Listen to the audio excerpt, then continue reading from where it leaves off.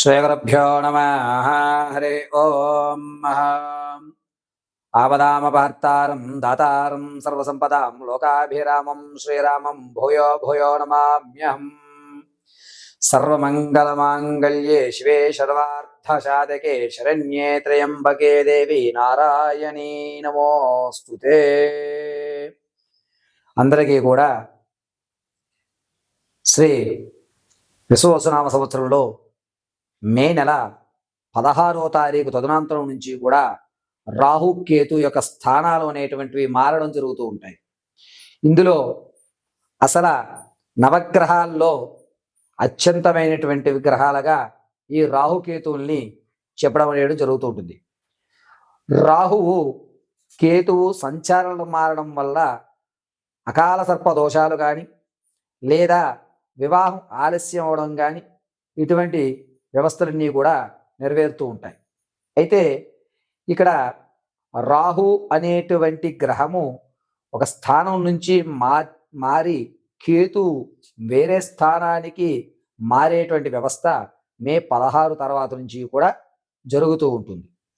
ఈ రాహుకేతువులు ఇరువురు కూడా సర్పానికి సంబంధించిన వ్యవస్థ నడపడము, జ్ఞానానికి అదేవిధంగా నరాలకి వెన్నుముకలో ఉన్నటువంటి అత్యంత సున్నితమైనటువంటి నర వ్యవస్థకి సంబంధించినటువంటి గ్రహాలుగా శాస్త్రయుక్తంలో చెప్పబడుతుంది.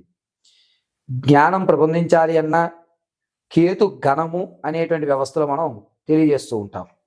ఇక్కడ రాహువు కేతు అనేటువంటిది మే 16వ తారీఖు తదనంతరం నుంచి మారడం వల్ల కొన్ని జాతకులకు అదృష్టం కలిసి రావడము, కొంతమందికి అపమృత్యువులు అనేటువంటివి ఏర్పడము, కొంతమంది ఆర్థికంగా నలగడము, మరికొంతమందికి ఆర్థికంగా లాభపడము అనేటువంటివి జరుగుతూ ఉంటాయి. అయితే ఏ రాశి వారికి ఏ విధమైనటువంటి ఫలితాలు మే 16 తర్వాత జరుగుతుంది అనేటువంటి విషయాన్ని క్షుప్తంగా వ్యవస్థాపరంగా శాస్త్రయుక్తంగా తెలియజేయడం అనేటువంటిది మీకు చేస్తూ ఉంటాను. ఇందులో నవగ్రహాల్లో మనం రాహువు కేతువు అనేటువంటి 2 గ్రహాలు. ఇందులో రాహువు అనేటువంటిది నైరుతి భాగంలోను, కేతు వాయువ్య భాగంలోనూ ఉంటుంది. ధన ధాన్య అభివృద్ధి చెందడానికి దినదిన ప్రవర్ధమాన రాజభోగాలు కూడా మనం ఉచ్చింతమైనటువంటి స్థాయికి వెళ్ళడానికి కూడా ఈ రాహుకేతువులు దోహదపడుతూ ఉంటాయి. ఈ రాహుకేతువుల్లో రాహు యొక్క స్థానం కేతువుని అనుసరించుకుంటూ వెళ్ళడం అనేటువంటిది జరుగుతూ ఉంటుంది.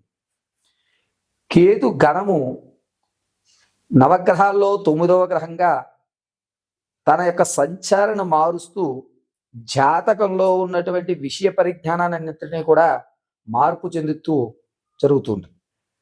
కేవలము కేతువు తన యొక్క స్థితిని మార్చడం వల్ల జరిగేటువంటి విపత్తులు ఏమిటి, ఈ మే నుంచి జూన్ వరకు కూడా వాతావరణంలో ఎటువంటి మార్పులు జరుగుతాయి అనేటువంటి విషయాన్ని ఇప్పుడు మనం కూలంకషంగా చక్కగా క్షుప్తంగా తెలుసుకునేటువంటి ప్రయత్నాలు చేద్దాం. తదనంతరము కన్యారాశి వారు.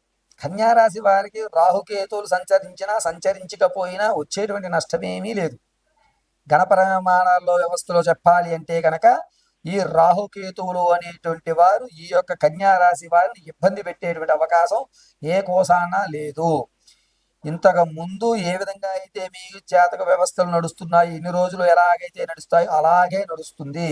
మార్పులు ఏవి జరిగేటువంటి అవకాశం లేదు. కేవలము విద్యార్థులకు మాత్రము మహర్దశగా చెప్పేటువంటి అవకాశం కన్యారాశి వారికి జరుగుతుంది. మిగిలిన వారు ఎవ్వరన్నా సరే ఈ కన్యారాశి వారికి మే 16 నుంచి జూన్ 16 వరకు కూడా తటస్థకంగానే ఉంటుంది. ఆర్థికమైన సమస్య తలెత్తదు, అనారోగ్యము తలెత్తదు. వీరు ఎట్టి పరిస్థితుల్లోనూ ఆందోళన పడవలసిన అవసరము లేదు.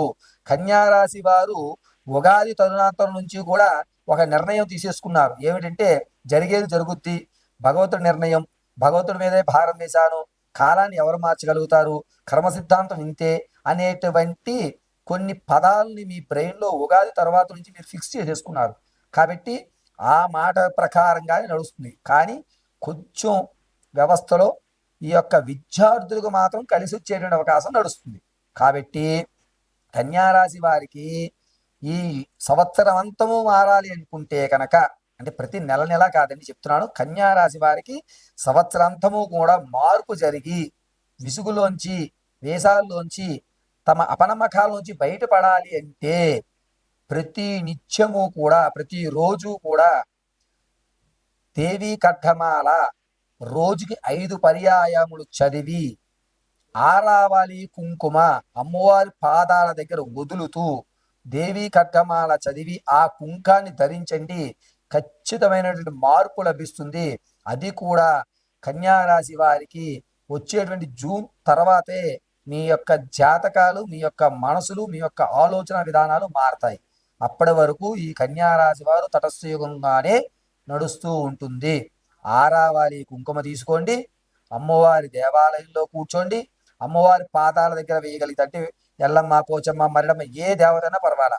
కొన్ని దేవాలయాలు గర్భాలయానికి వెళ్ళి కుంకుమార్చన మనం చేసుకోవచ్చు, కొన్ని దేవాలయం గురువు గారు చేస్తారు. అటువంటి గురువు గారు చేసేటువంటి దేవాలయాలు ఏవైతే ఉన్నాయో ఆ దేవాలయ గర్భాలయానికి ముందు ప్రాంగణంలో కూర్చుని తవలపాకు వేసుకుని ఆరావళి కుంకుమతో మహాదేవి నమ, అనిమా సిద్ధి నమ అని నామహ చెప్పు కుంకుమ వదలగలిగితేనే కన్యారాశి వారి యొక్క జాతక వ్యవస్థ మారుతుంది.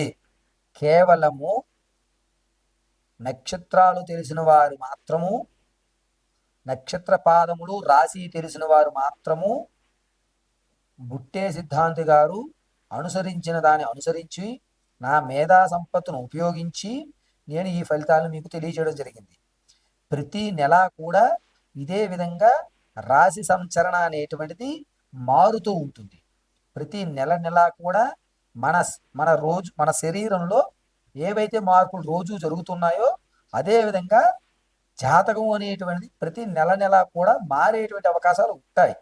కావున ప్రతి ఒక్కరూ కూడా వారి వారి యొక్క రాశి పరిజ్ఞానాన్ని అనుసరించుకొని మీకేదన్నా సందేహాలు ఉంటే నా ఫోన్ నెంబర్కి మీరు సంప్రదిస్తే నేను దానికి సమాధానం అనేటువంటి చెప్పడం జరుగుతుంది.